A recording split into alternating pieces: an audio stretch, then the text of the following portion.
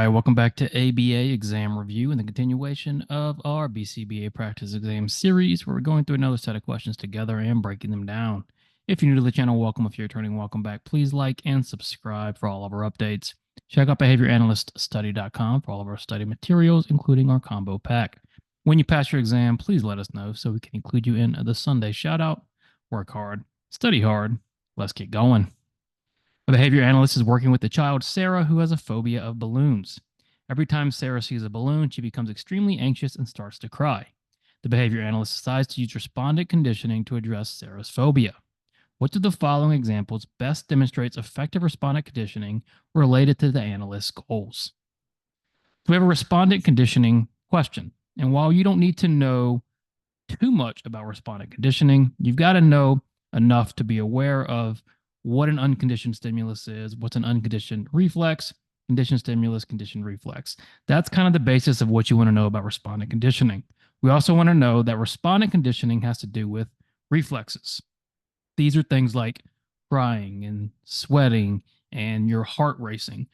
Uncontrolled, in a sense, reflexes to stimuli. So in this case, we have Sarah, who has a phobia of balloons. She sees the balloon, she gets anxious and starts to cry. So the stimulus is the balloon. The reflex or the response is going to be anxious and crying. Those are respondent reflexes. Those are respondent responses. Now, the analyst wants to use respondent conditioning to address the phobia.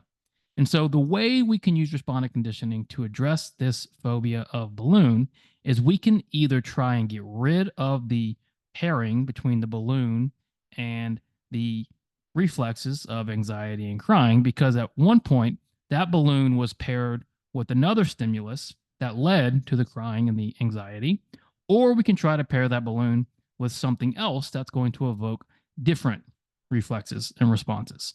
So what can we do related to the analyst's goal that is going to feature respondent conditioning? A, present balloons alongside music that tends to calm Sarah down and reduces crying. Okay, this could be one way to do it. We take the balloons and we change the conditioning. We're now going to pair the balloons with the music, and the music already elicits a calming feeling on Sarah, and it doesn't elicit the crying. That's very important. So we're going to change the balloon to be paired with another stimuli or stimulus that's going to change the elicited response. Now, notice the words I'm using. With respondent conditioning, we're talking reflexes. We're talking elicit. With operant conditioning, we're talking evoked. Evoked versus elicit is very important on the exam. When the exam talks about eliciting, we're talking respondent. When we're talking evoke, we're talking operant. So A looks pretty good. B, teach Sarah breathing techniques and provide reinforcement when Sarah is able to use these techniques effectively. Now, that doesn't change anything about the balloon. Remember, with respondent conditioning, it's a stimulus-reflex relationship. You've got to change something between that stimulus and the reflex. B does not address the conditioned stimulus-reflex relationship. C, avoid exposing Sarah to balloons until her anxiety and crying are extinguished. Again, with respondent conditioning, we've got to act on that conditioned stimulus, which is the balloon. If we don't expose Sarah to balloons, that relationship is never going to change. And then D, anytime Sarah cries in the presence of a balloon, remove a reinforcer from her possession. Well, that's much more operant conditioning, right? Because we're dealing with those consequences of removal. With respondent conditioning, it's a stimulus-reflex relationship. There are no consequences affecting behavior. So the best answer here is going to be A. Present balloons alongside music that tends to calm Sarah down and reduces crying. A researcher is carefully reviewing her experiment to better understand what outside forces may be acting on the subject's results. On some days, the subject responds at a high rate, while on other days, the subject doesn't respond at all. As a result, the researcher is continuing to run the same experiment over and over again until the results are more consistent. What is the researcher using? Now, let's be careful here. This is not a trick question, but it's a question where we're going to be very precise in our answer, and you always want to be precise. So we're looking at the researcher and what the researcher is doing. The researcher, we know, has reviewed her experiment and is trying to understand what outside forces are acting on the results. In other words, are there extraneous variables? Are there confounding variables? When we're experimenting, when we're intervening, we want to control the behavior. We don't want outside forces like extraneous variables acting on our results. In this case, sometimes the subject responds at a high rate, and other days they don't respond at all. So those results are extremely variable. So the researcher is going to run the same experiment over and over again until they're consistent. In other words, the researcher wants to see a steady state. Remember, we're trying to achieve steady states. In this case, in steady states and baseline, at least. In this case, the researcher is trying to get to that steady state by running the same experiment until results are consistent. Now, what is the researcher using? Are they using steady state responding or steady state strategy? Steady state responding is the actual responses of the participant that are consistent with very little variability. Steady state strategy is what the researcher is doing. They're running the same experiment over and over again until they can control for outside forces. That's why I said we're just going to be very precise in our answer choices here. Baseline logic has to do with prediction, verification, and replication, so it doesn't apply here. And then successive approximation. Don't be thrown off by something that might sound good, because successive approximations have to do with shaping, not anything to do with this question. Again, why fluency is so important. If you're fluent, successive approximation you can immediately eliminate. In this case, what is the researcher doing or using? They're using a steady state strategy. They're going to run that experiment until they can control for outside forces. Lauren uses discrete trial teaching with one of her clients because it is most effective. Lauren taught her client the color blue and mastered the target last week. This week, Lauren is teaching her client yellow and green, but occasionally gives the SD for blue at random points during learning. What is Lauren using? Very straightforward DTT type question, very easy question. When you get an easy question, because some of the questions will be easier than others, you just trust your preparation, don't overthink, answer it, move on. So we're looking at what Lauren is using. We know she's using DTT, and she taught her client the color blue and mastered that target. So blue has been taught, it's mastered. Now Lauren is teaching yellow and green, but is still occasionally giving an SD for blue during learning. Now, why would Lauren do that?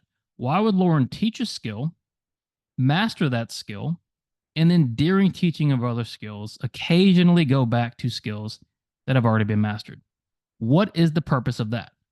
Well, the purpose of that is to test for maintenance. Lauren wants to test for what we would consider maintenance. She's running maintenance trials. So A is exactly what we're looking for. Lauren is trying to check to see if these skills are maintaining. She's not using B, incidental teaching, because that's naturalistic teaching, and she's using this very controlled discrete trial type training. She's not running mass trials because she's rotating through these different targets.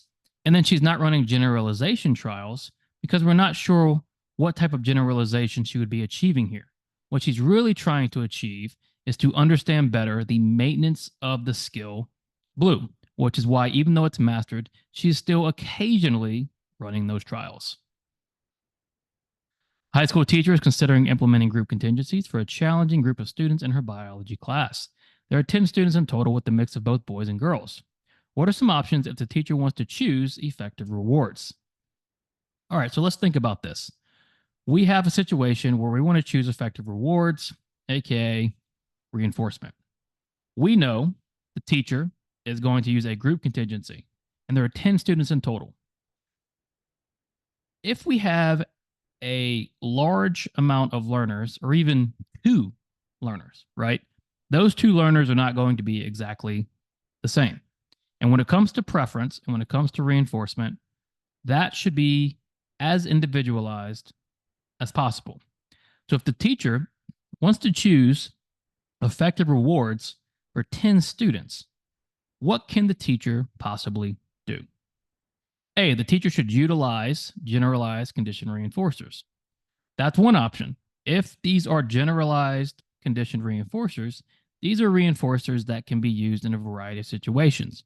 And when you have a lot of different learners all working together, especially in group contingencies, generalized conditional reinforcement like praise, for example, or money, for example, can be very effective. So the teacher has the option of utilizing GCRs. What about B? The teacher should utilize reinforcer menus. Reinforcer menus are great in groups because it gives options. Very, very good to use, especially in group contingencies. And then C, the teacher should conduct individual preference assessments. That is likely the best answer, right? Because if we have individual preference assessments for each of the 10 students, that's probably going to produce the best results.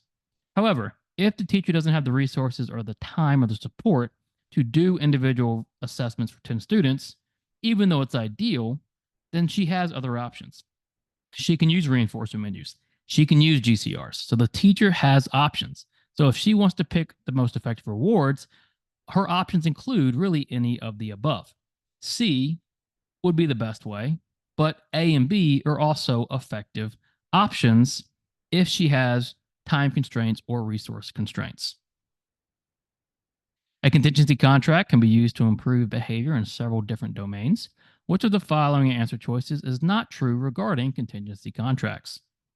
All right, so we need to know about contingency contracts. And in our 5th edition task list series, we have contingency contracts coming up. So be sure to check that out. In this case, we want to know, or the question wants to know, what is not true regarding contingency contracts? So it's a not true question, meaning 3 of these are going to be true, 1 is not. A, contingency contracts can be utilized effectively as a self-management tool. Sure, you can have a self-managed contingency contract. Absolutely. So contingency contracts can be effective at self-management. That is true. B, contingency contracts requires the participant to be able to read at an elementary level. That is not true. The client does not need to be able to read to engage in a contingency contract. As long as you are there, walking them through the contract, and they understand the contract, and they can sign the contract, they can engage in it. B is not true, but we're always reading all of our answer choices. C, contingency contracts can be used with participants who refuse to sign the contract through shaping. That is also true. You might not always get immediate compliance with contracts, but as with any other behavior, we can shape it. So if we really want to use the contract, you can shape behavior. And then D, there are specific elements that must be included in the contingency contract. That one should be obvious.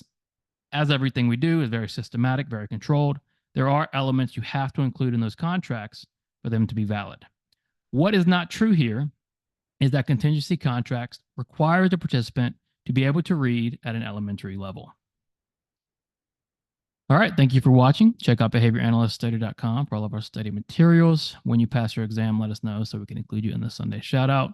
Subscribe for all of our updates. We post 3 times a week for BCBA and 3 times a week for RBTs. When you pass your exam, let us know so we can include you in the Sunday shout out. Work hard, study hard. We'll see you soon.